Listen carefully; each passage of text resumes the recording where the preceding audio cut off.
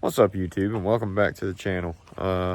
This time on my video, I'm going to be discussing how to repair the power window on this Prelude, and I'm going to look at why the reverse lights are not working. This is a manual swapped Prelude. I forget what year it is. I think it's a 98, but I'm going to flip the camera around and show you. It's my buddy Rusty's. So here's the Prelude. I think it's a 98, but it was an automatic. It was swapped to a manual before he bought it. And he's been cleaning things up on it and whatnot. But apparently the driver's side window doesn't work. The passenger side window still works. The driver's side does not. And it's pretty hot here in Georgia. And the AC doesn't work in this car because he needs to charge it. So, yeah, need to get that window to where it rolls down. Good thing is he's got the sunroof and the passenger side window, so it's not completely blocked up. But I'm going to look at trying to figure out why that door switch isn't working and why the reverse lights are not working. So, like I said, this is a manual swapped car.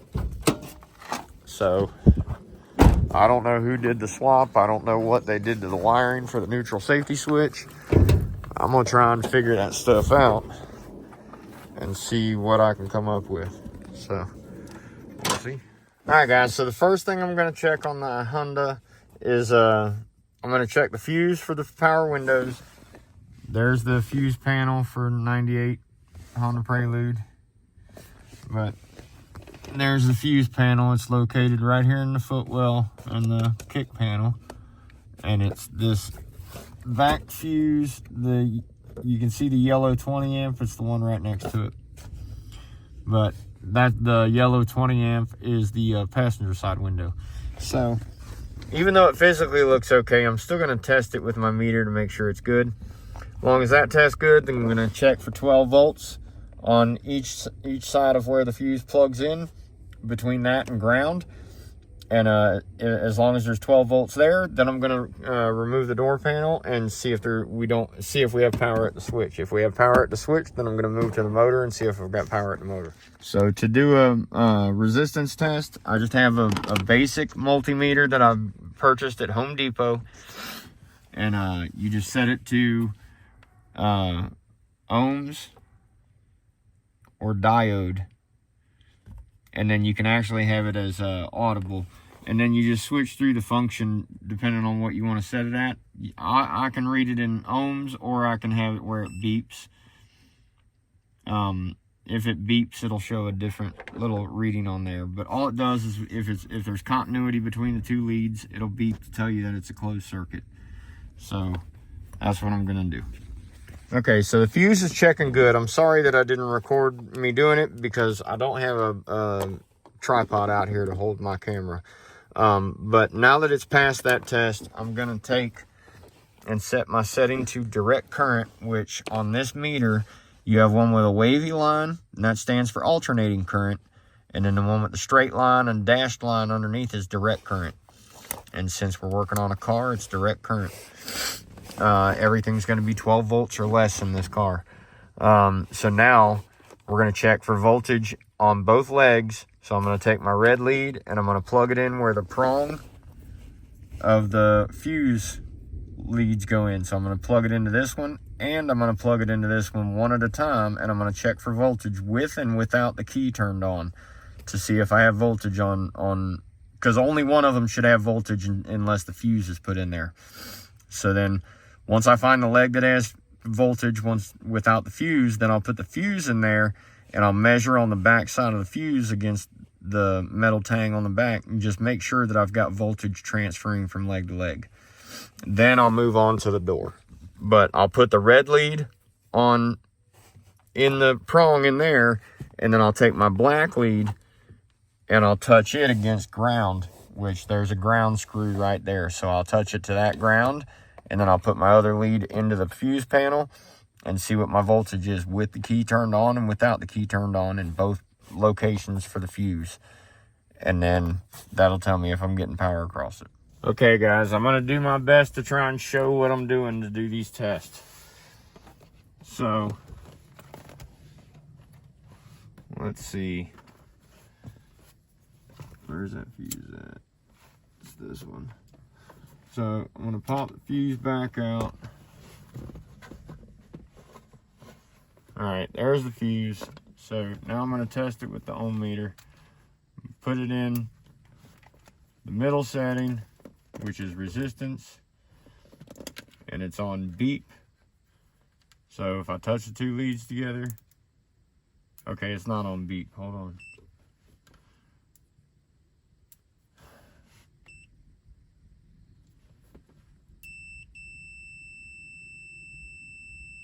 There, shows that it's a dead short.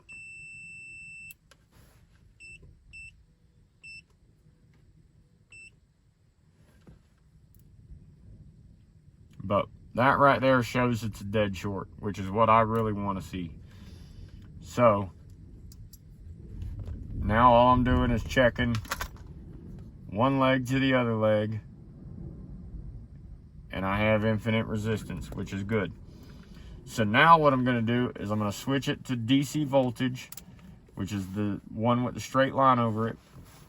Now I'm going to take my negative probe, and there's a piece of metal right here on the side, and then I'm going to take the positive probe, and I already know that the bottom leg of the fuse is the hot leg when the key's turned on, and only when the key's turned on. So I'm going to show you how to check for that as well. So first things first, just turn the key on. If I can... Okay, radio's turned off. All right. So then I just touched to where the fuse leg went in, which is right there, and then touch to ground. Where is it? All right, so now I'm on ground. Why am I not?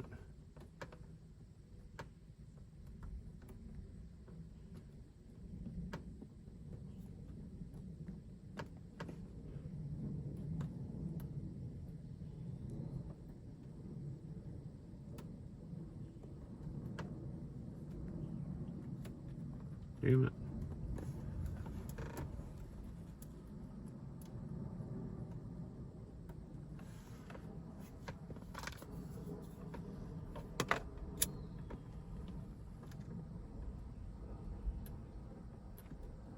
All right, there we go. Good Lord. So there, we've got 12.4645. So we know we've got power coming into the fuse. So now I'm gonna plug the fuse in, and I've got power coming in on the bottom down here. What I need to do is I need to put my probe up here on the top and just make sure that I've got 12 volts coming across the fuse going into this leg. As long as I've got that, then I'm gonna tear the door apart. So push the fuse back in here.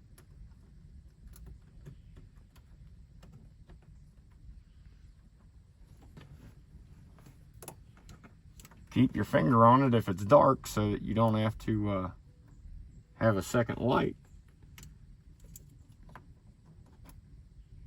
And we've got 12.46 across the back side of the fuse. So now I need to continue into the door and see if I've got voltage in the door.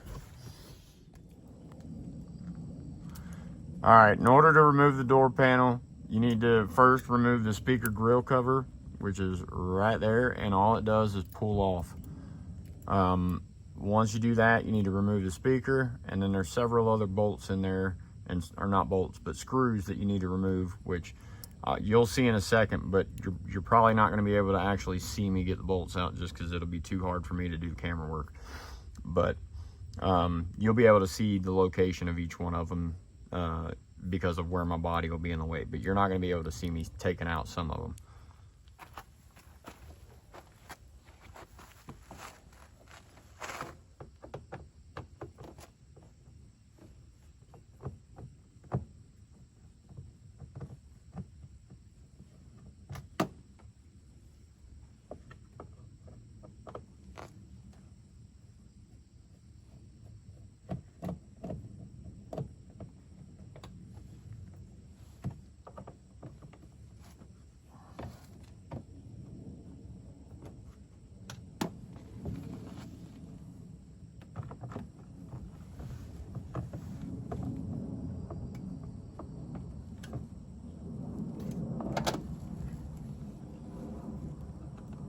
All right, disconnect the speaker leads. In this case, the speaker is an aftermarket speaker, so it's just 2 female disconnects. You may have an actual clip on your speaker if it's the factory speaker, which I highly doubt since this car is as old as it is. But in any case, you got to disconnect that. Now, there's a screw up here. There's a screw right here. I think there's another one along the bottom. I'm not 100% certain. It's been a long time since I worked on a Prelude. I think that's actually it. Yeah, you got the one there and the one there, and then another clip here, and the door panel pops off, I believe. Let me use a smaller Phillips head.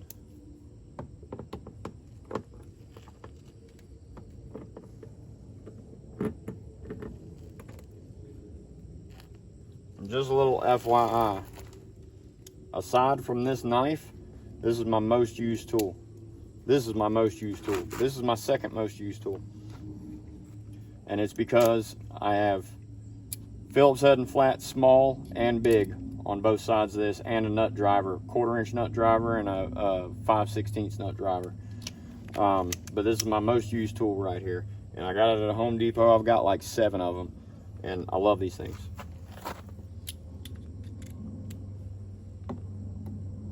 Because then you can just use it to pop these little clips up that are covering the, sometimes you need a long narrow knife.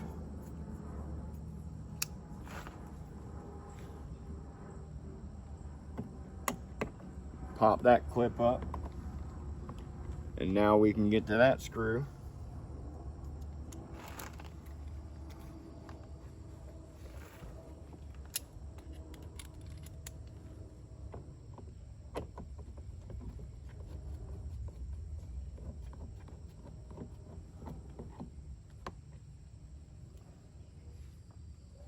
Alright, I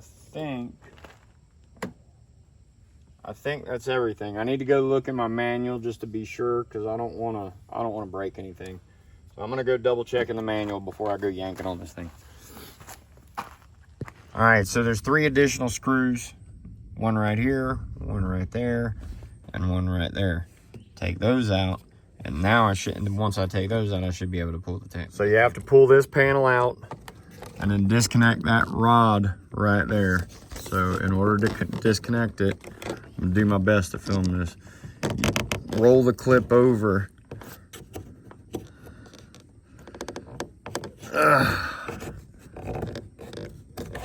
But anyway, you just roll it over. You can see where I've started it. All right, there we go. Just roll it over and then pick up on the rod and it comes right out. Then you just disconnect the 2 connectors right here, and then I can pull the door panel off. Now the manual that I'm referencing is just a Chilton's manual, and it doesn't say anything about these screws being in here to hold this armrest in here. It actually says to pry the armrest apart before you take these screws out. Don't do that, you'll break it. Take these, there's one here, and then there's one right back there, and then there's another one right there. You can see it right there. Take those out before you pull the armrest up. So in order to remove this panel, you have to remove, there's the little cap that I was talking about in the first part of removing the door panel. Then you have to remove those 3 screws that I just showed you, and then you have to pick up on the back of it and pull it back because it's got a little hook on the front. So you don't want to break that hook. Once you get that off, then the whole thing just slides right out. Now I am referencing the Chilton's manual for the wiring diagram. So this is the wiring diagram for just the power windows. But I want to verify that this connector matches up with the wiring that they show in here. So we're going to see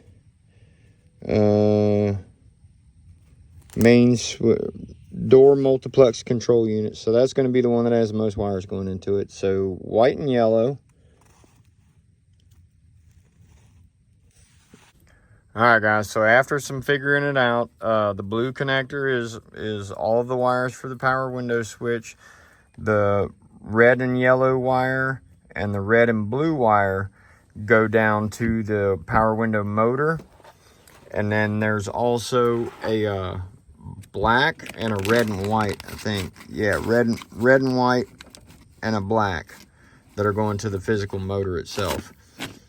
So the big black right here should be ground for the entire system, and the big green and white, according to the diagram, is the in-feed from the fuse. Now, I do not have continuity between the fuse panel and any of these wires in the door panel. So what I'm going to have to do is I'm going to have to pull the kick panel out and unbolt the fuse panel and see what's going on behind the fuse panel and the door panel, because the wires for the door panel run in right there behind the fuse panel, so it should be a direct connection.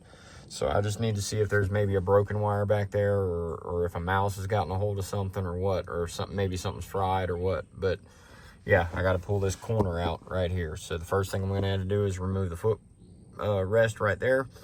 It's 3 10mm nuts, one there and then 2 on the top.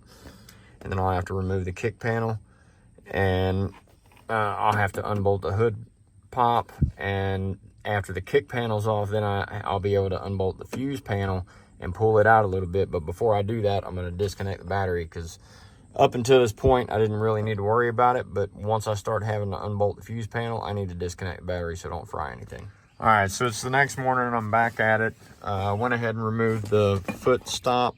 And like I said, there's 3 nuts, 10mm nuts that hold it on, 2 in the top, 1 in the bottom. And then this plate, you just pop the front clip and then pull the back, pull it forward, because it's got that hook on the back, and it comes off. You don't have to take the hood release off to get it off. Now I got to go disconnect the battery, because I got to disconnect this electrical connector, because there's a 10mm behind there. And then there's 2 10mm up on top that I got to take out. One of them's right there. You can just barely see it. And then there's another one on the back side. So I'm going to take those out, and that'll gain me access to the back side back here where the wiring is going for the door. So you can see the wiring for the door running in right up there. So that's where I need to get, is basically right up there. So yeah, we'll see what happens. All right, guys, so I do not have continuity between the blue connector and the green and white wire down here. And that's what's coming out of the door. So there's a problem somewhere between the connector right here and the connector into the car. So I think my only option is to either pull the door or pull the fender. So I'm going to pull the fender. All right, guys, so I got the fender removed. I didn't have to take anything else off. It was pretty easy. Pull the fender liner out, and it's just a series of screws and clips. Pulled the screw out of the corner of here, and then I was able to pull the bumper out far enough to take out the 2 bolts that are right here and the bolt right here. Then there's bolts up across here, 1 here, 1 there, and 1 down there. And I just pried, what I did was the very first bolt that I took out was this one. I pried down on it and pulled that bolt out. Then let that come back up. Took all the rest of the bolts out. When I go to put it back together, that'll be the last bolt that I put in, because I'll get all the bolts in it and get it tightened down, and then I'll pry down on this and put that bolt back in. But what I needed to get to is this right here. So I need to see what's going on with this door connector and to see if I can figure out these power windows. All right, everybody, I have located the problem with the power windows, and what it is there is a broken wire. There's the green and white wire that I've been tracing, and it's broke inside the wiring loom. So all I need to do is hook that back together, and then I should be able to get it working again. So yeah, that's what I'm gonna do. All right, guys, so I already have a piece of heat shrink pulled up on top of the connector, so that when after I solder my joint, I'll be able to slide the heat shrink over it and heat shrink it. This is a little bit more difficult of a repair because of how close it is to the connector. But what I'm going to do is I'm going to tin both of the wires. Then I'm going to stick the wires together and tin them together.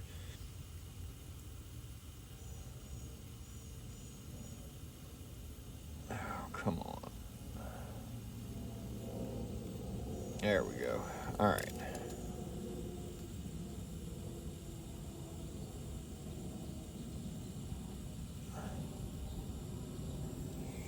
Whew. All right, now that one's tinned. I'm going to tin this other one.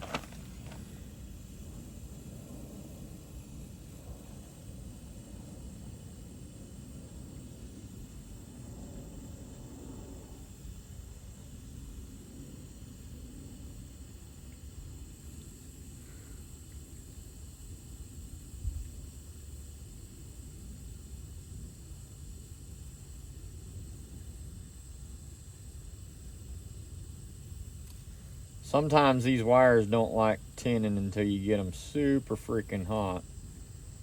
And then they still don't like tinning. But, alright, so now I got both of them tinned. So now I'm going to stick them together. And they should bond. Fuck! That thing's so freaking hot.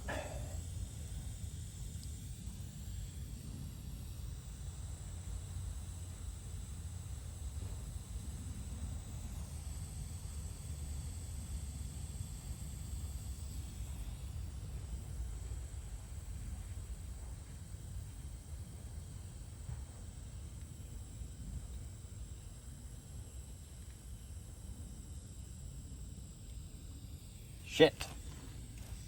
I need 3 hands. This is very difficult. So, we're going to get creative, I hope.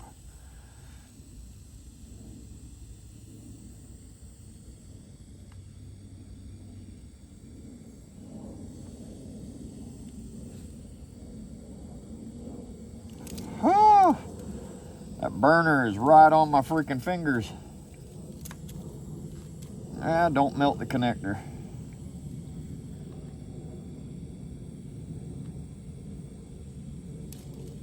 There we go. Now I got it soldered. That's a good joint right there. Just hold it until it cools down. All right, now that it's cooled down, I can take my heat shrink and slide it up.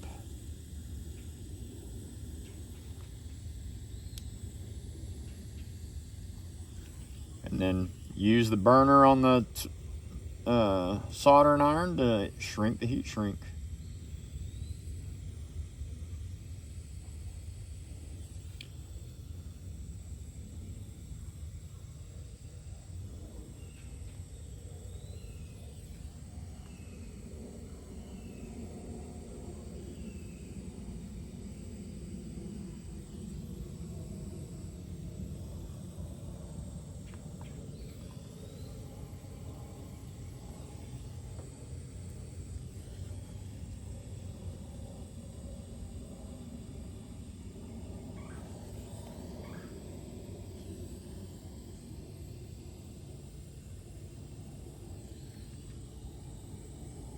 And there's our repaired joint. So now I'm going to stick this back into the door connector.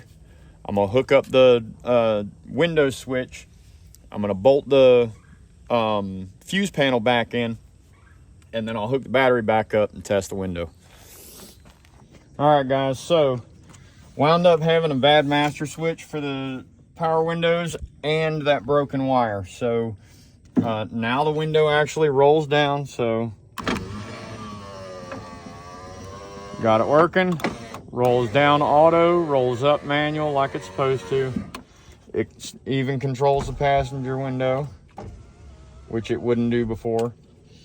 But if I plug in the other control, which is the original one that's on here, you'll see that it won't work. So hold on. All right, so now I've got the old unit plugged in and it don't work. It doesn't do anything. So the circuit board inside of here has probably got damage to it. All right, so now the entire car is back together. Got the door panel back installed, all the interior back together. And let me grab the key. So now we will try it with everything reassembled. Like a champ. So that's repairing the power windows on a Prelude. All right, guys, so that's going to do it for this video. I was going to mess with the reverse lights, which I still may do, but I got a lot of work to do to Terry's Lexus to extend the wires on the wiring harness, and then I also want to get back to work on the Veloster back there, and then I also want to work on the Impala. So this is my buddy Rusty's car. I fixed the primary issue, which is the windows not working because it's summertime, need the windows working. Reverse lights isn't a huge ordeal, but I'll still take a look at it. I just don't know if I'm going to show anything in a video on how to fix it because this is a manual swap. It's not OE. So it may not be worth it to anybody. But the power window switch being messed up, that applies to all these Preludes. So if this video helped you out in any way, like always, please like, comment, share, subscribe, let your friends see what I'm doing, and I'll catch you in the next video. The next video should be on the Lexus.